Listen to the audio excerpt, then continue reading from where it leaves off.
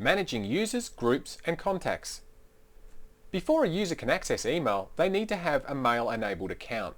To mail-enable an account, we need to perform this task through Active Directory Users and Computers.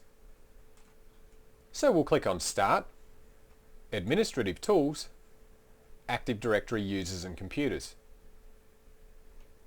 Now we've got two situations when we'll need to mail enable an account. The first is when we create a brand new account, and the second is when we already have a bunch of user accounts and we need to add a mailbox to that account. So let's go and create a new account first. So we're in our Users OU, so we'll right click and we'll select New, User.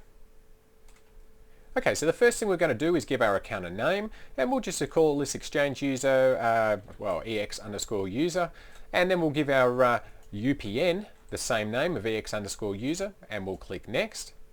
And now we need to provide a password for our user, so I'll enter in a password now, and we'll do that a second time. And now what I'm going to do is I'm going to uncheck user must change password at next logon, and I'm going to check password never expires, only because I can't be bothered changing it when I log in again. So then I'll click Next. Now this is where we get to create an Exchange mailbox as indicated by the checkbox here, but if you don't want to create one, simply uncheck this box and then it will disable these three fields below. But we do want to create one, so we'll leave that box checked.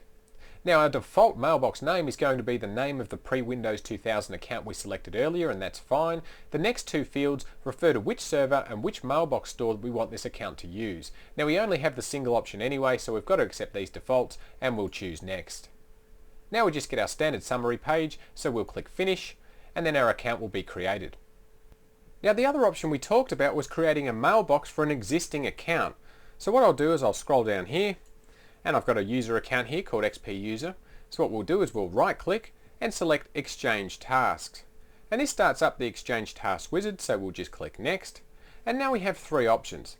We can create a mailbox for this account, we can provide an email address, and we can remove any Exchange attributes that already exist within this account. So we'll select the first option, which is to create a mailbox for this account, and we'll click Next. Now we can see a familiar screen that we saw when we created a new account, and we'll just leave these defaults and we'll choose Next. Okay, and that was pretty quick. Now our mailbox has just been created and we just get a summary telling us that it was successful, and so we'll click on Finish. Now in our Windows 2003 series of videos, we've discussed user accounts in great detail. However, with Exchange 2003 installed, we do have some additional user account settings that are specific to Exchange. So it's time to go and revisit some of the tabs that are created in a user account. So we'll right click on our user and we'll select Properties.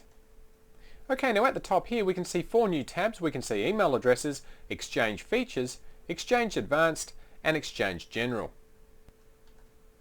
So we'll go and click on our Email Addresses tab, and down here in this window we can see that XP User has an SMTP address of xpuser@testdomain.com and also an X400 address.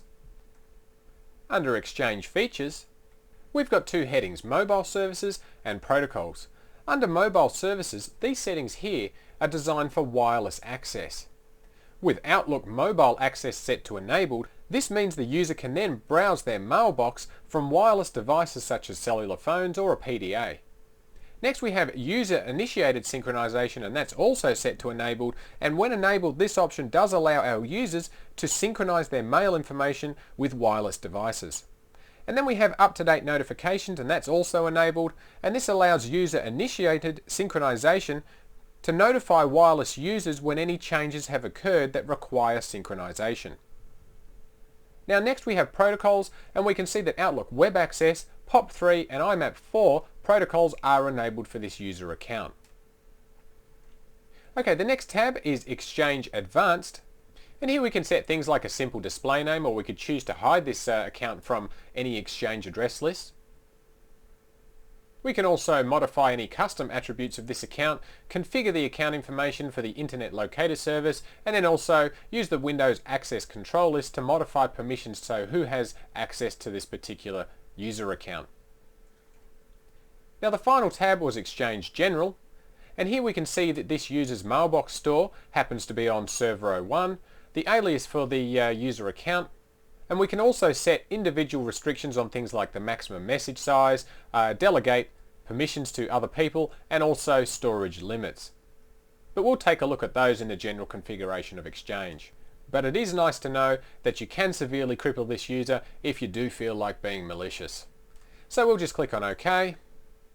Okay, now that we've completed looking at a mailbox enabled user, let's look at creating a mail enabled user. A mail enabled user does differ from a mailbox enabled user in that there's actually no mailbox associated with the user, just an email address. So first we'll need to create a new account, so we'll right click and select New User, and we'll give this account a name of xpuser2, and we'll come down to our UPN and we'll also enter in xpuser2 and we'll click Next. And we'll need to provide a password, so we'll just type that in and we'll confirm it again. And just for the sake of being easy, I'm going to uncheck this box and check password never expires, and we'll choose Next. And this time I'm going to opt not to create an Exchange mailbox. So I'll uncheck that, we'll choose Next, and then we'll choose Finish.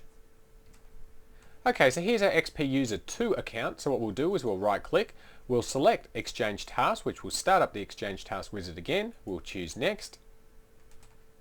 Now, whereas before we created a new mailbox for our account, this time we're going to just simply establish an email address. So we'll select that option and we'll choose Next. Now we need to provide an alias and an administrative group for this recipient. So we'll just accept the default here of xpuser2, and then we'll need to provide an email address. So we'll come over here and click on Modify. And this opens the new email address box, and we have a few options as you can see here. Now I'm going to choose SMTP address and click on OK. Alright, now we can actually enter in the email address for our recipient. And we'll just simply call this one xpuser2@testdomain.com. And on our Advanced tab, we can choose to override any of the Internet Mail Service settings for our recipient. Now if we check this box, we can see that the default is to include both plain text and HTML, or we could just restrict this to plain text or HTML. And we could also change our attachment format for Macintosh files. Now I'll uncheck this box and just simply leave the defaults, and I'll click OK. And over here we can see that our external email address has been put in as SMTP with our xpuser2@testdomain.com, and we'll select Next. Now we've finished our wizard, we can see that it was successful, so we'll click on Finish. Alright, and we're done. Now one final thing that I'm going to point out with the Exchange Task Wizard, I'll just click Next here, is that we could also use it to delete any email addresses or remove Exchange attributes from this account. So by deleting an email address, we can use this to mail disable a user. So we'll choose that, we'll choose Next, and then we'll choose Next again, and then we're done, and we can see that it was successful. So we'll choose Finish. Now the user account will remain intact, but its ability to send email will be removed. But if you need to delete both the user and the email address, we could simply right click on the user account and then select Delete, and this will get rid of both at once.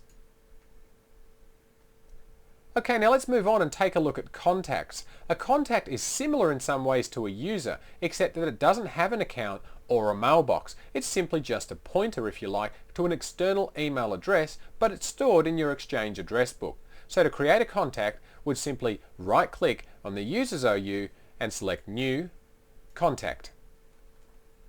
Now first we'll need to enter in a name for our contact, and I'll be extremely imaginative here, and I'll call our contact Con. Now in the surname field, I'll just simply use Tact. And as you can see, that fills in the full name field. Now I'm just going to cut and paste this and put it in our display name as well. So we've got a contact named Contact. Great imagination I have there. So we'll click Next. And now we can see a familiar screen. We've been through this before, so we'll accept these defaults. We'll just go and click Modify, and then we'll add in SMTP as we did before, and we'll click on OK. And now we need to provide an email address for Contact. So what we'll do is we'll enter in contact at anotherdomain.com, and we'll click on OK. And we can see here that his SMTP address is contact at anotherdomain.com, and of course the alias for his name is Contact, and we'll click Next. Okay, we're done, we'll click Finish, and now we can see at the top here we do have a contact that has been created. Now instantly you can identify a contact record quite easily, apart from the fact that it says contact in the type column, but it also has like a little flip card icon here on the left hand side. So that gives you a visual cue that this actually isn't a user account, it's just a pointer to an email address which doesn't exist in your domain. Okay, the last thing we need to look at is distribution groups. If you've seen our videos on Active Directory users and groups from our Windows 2003 server series, you already know that a distribution group is specially geared for creating a group of email accounts. So let's say that you've got a group of managers that you need to create a group for. So in our users OU, we'll right click and we'll select New Group. Now we'll call our group Managers. And we can see that our pre-Windows 2000 group name's already been populated for us. Now we'll leave our group scope as global, but we'll change our group type from security to distribution. And then we'll click next. Okay, now we can create and exchange email address for our managers group by simply checking this box, and the alias will be managers. And we'll do that and we'll choose next, and then we'll choose finish. And that's it. So what we'll do now is we'll right click on our managers group and we'll select properties. And here we can see that the managers group now has an email address of managers@testdomain.com. So sending an email to this address will be sent to every member of this group. So to make users a member of the managers group, we just simply add them in like we would any other group. So we could click on the members tab, then click on add, advanced, find now, and then simply add in any members here from our available users or groups. Okay, that's Exchange users, groups and contacts in a nutshell. Next we'll move on and we'll take a look at creating and configuring our public folders.